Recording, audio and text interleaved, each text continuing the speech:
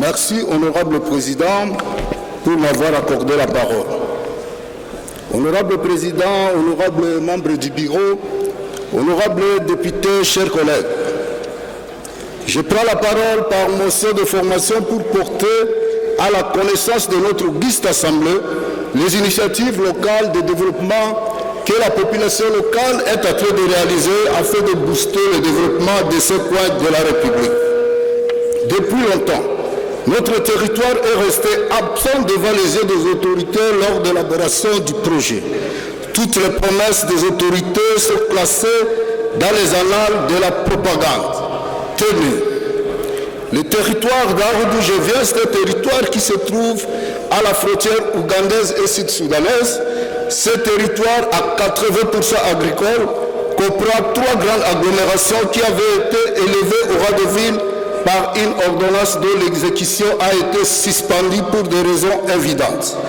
Notamment, la commune rurale de Arou, Ariwara et Imbokolo. Plusieurs usines de transformation y sont installées par les commerçants. Malheureusement, elles sont confrontées au problème de manque de courant électrique que nous observons au-delà de nos frontières.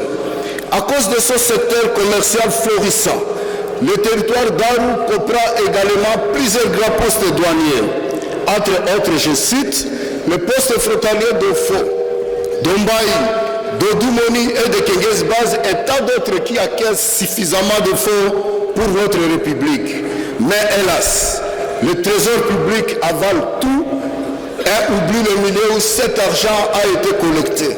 Malgré ce traitement que je n'ose pas qualifier, et après les initiatives encourageantes dans le secteur de l'enseignement et de la santé, la population se mobilise pour réaliser d'autres projets de développement.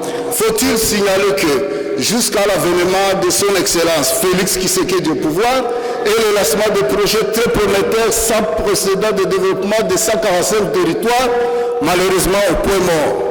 Plus de 90% des infrastructures sont construites par les initiatives locales. Cette fois-ci, c'est le cas du projet de construction